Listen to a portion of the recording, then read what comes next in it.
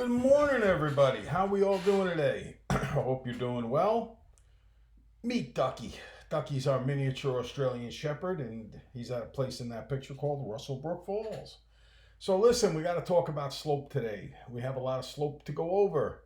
And first, we're going to start with 3 review questions, and then we're going to introduce the idea of a slope, one way to get it, and last but not least, we will lead that into the next video, which will use a formula for slope. Okay, so very first thing I want to review with everybody is vertical and horizontal lines. In other words, when you get x equals a constant is a number like 4. There's no variables in there. Constants are not variables, okay?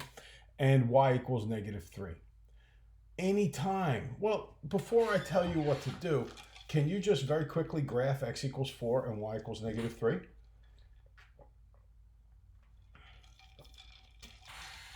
Okay, so for graphing purposes, this is the thought process behind it. For x equals 4, it's always going to be a vertical line anytime you have x equals.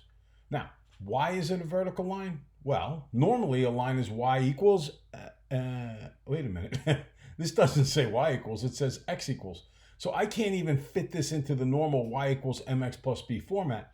So since the y equals has the m for slope x plus b, this guy didn't even have a slope.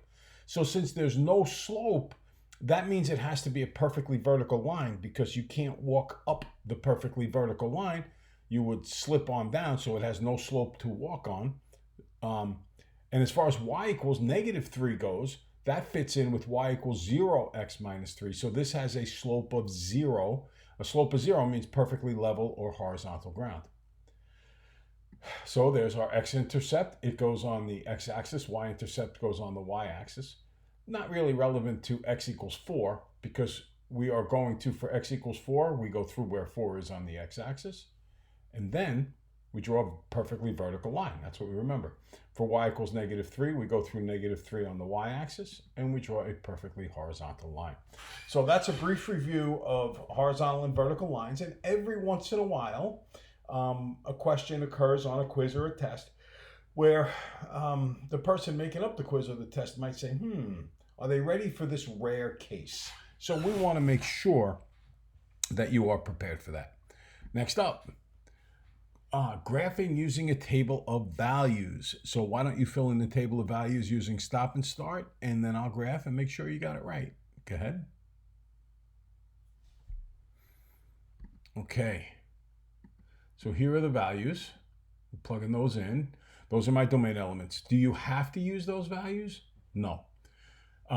But those are the ones closest to the center of the graph. And since they're only giving us 6 in each direction, it's the easiest ones to do. Or it's the ones that fit best, I should say. Now, substituting the values in, -2 times -2 is 4, plus 3 is 7. -2 times -1 is 2, plus 3 is 5. -2 times 0 is 0, plus 3 is 3. -2 times 1 is -2, plus 3 is 1. And -2 times 2 is -4, plus 3 is -1. Another thing you could do is you could put this into y equals on the graphing calculator, and I have yet to, but I will by the end of this weekend put in a video of how to do that on the calculator. And then the calculator gives you a table that you can then use to plot points. So it'll tell you -2, 7, -1, 5, 0, 3, 1, 1, and 2, -1. And then we just connect the dot. Your points should absolutely end up in a straight line. If they don't, there is a problem. It's worth noting, now that we've done a little work here, we have talked about slope and y-intercept. The slope moves from a point to a point, and you'll notice we go down 2 over 1, down 2 over 1. And as we discussed in our last lesson, slope is what's found in front of the x. So the slope is -2, down 2. And then, the number -2 really has as a denominator 1. We don't bother writing it, but that one denominator is the over 1, down 2 over 1. Remember, slopes always go left to right. Positive slope goes up, negative slope goes down. Next up, the y-intercept is 3. The y-intercept is always the number at the end, and it always pairs up with 0 on the table. So there's the point 0, 3. 3 is the y-intercept, okay? And that's really how you always do it with the table of values. It's not the quickest way with the table of values, but that's why we get into y equals mx plus b, which we learned to graph last time. It's a little tricky when we write it in the form 2y minus 3x equals negative 4, because we really can't tell what the slope is. We really can't put it into the graphing calculator like this. So and we can't complete the table of values like this, or at least, I mean, we could, but it's really, really a lot of work. So let's manipulate this like a literal equation, and let's make it say y equals. So, okay, 2y minus 3x is 4, adding 3x to both sides. 2y equals 3x minus 4 dividing by 2. Y equals 3 halves x minus 2. And now I can use that rule to complete the table. Now, one thing to remember is that the slope, the number in front of the x, has a denominator of 2. So we want to make sure we choose input values, x values, domain elements, that all are multiples of 2. So I'm going to do negative 4, negative 2, 0, 2, and 4. All right, plugging in the y's, and I will look to this simplified equation to figure out the y value because it's much easier. 3 halves times negative 2 is negative 6, minus 2 more is negative 8. 3 halves times negative 2 minus 2 more is negative 5. 3 halves times 0 is 0, minus 2 is negative 2. 3 halves times 2 is 3, minus 2 is 1. 3 halves times 4 is 6, minus 2 is 4. Now, let's take and plot these points. Negative 4, negative 8. Negative 2, negative 5. 0, negative 2. There's my y-intercept. 2, 1. And 4, 4. Now, connect the dot, and there's the graph of my line. We note with the derived equation is when it says y equals. It's worth noting that the slope is 3 halves. It's the number in front of the x, and the y-intercept is negative 2 at the end. And notice how we moved up 3 over 2 for our slope, and how we touched at negative 2. All right, so that's a review of everything that we did in the last lesson. All the introductory stuff with lines and graphing and slopes and tables and so on. Now let's just talk a little bit more about slope. And what we realize is there's so many different ways to talk about the slope of a line. Basically, it's the angle of the line or its steepness. I did some photography at a place yesterday, and it was pretty steep getting up there, so it was a lot of work.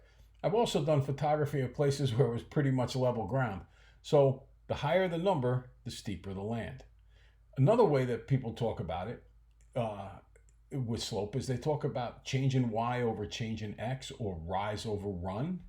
And when we do that, it's how much do you go up and how much do you go over? You go up 1 over 3.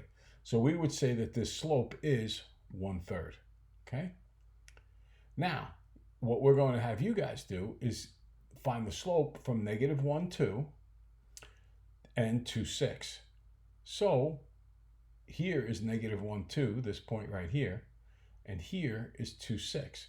So what we want you to do is count from this point to this point and create a fraction.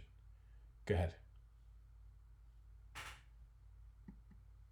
First there's negative 1, 2, and then there's 2, 6. So count that fraction. Do a little stop and start. Okay, so what you notice is that you go up in this blue line and then over with the blue line. So you go up 4 and you go over 3. So the slope works out to be 4/3. Okay, and you can do this all the time. You don't even need a formula for slope. If you wanted to, every single time you could draw a graph, set up a graph, plot the points, and count the boxes. You could do that every single time. Let's try this one. The slope of the line from negative 3, 4 and 2, 1.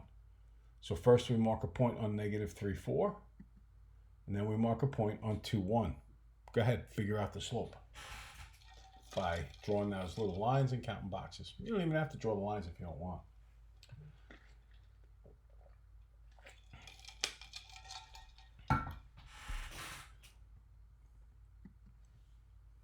Okay. Now I'm going to go down 3. I'm going to go over 5. So my slope works out to be negative 3/5. Remember, we go left to right, and whenever we go down, we just call it negative. Now, If we wanted to, this is a really important point. If we wanted to, we never need to learn a formula for slope. What we can do is we can draw a graph, draw the line, draw a little blue triangle, if you will, count the boxes. You don't even have to draw the blue triangle. You can just count the boxes. That's fine. You can do it. Not a problem. Nothing wrong with it at all. But do you really want to do that every single time you got to find the slope of 2 points? Graph that out, do all that work? You can do it if you want, but it's a little easier, believe it or not, to use a formula. And this is where we pick up the next video with this formula.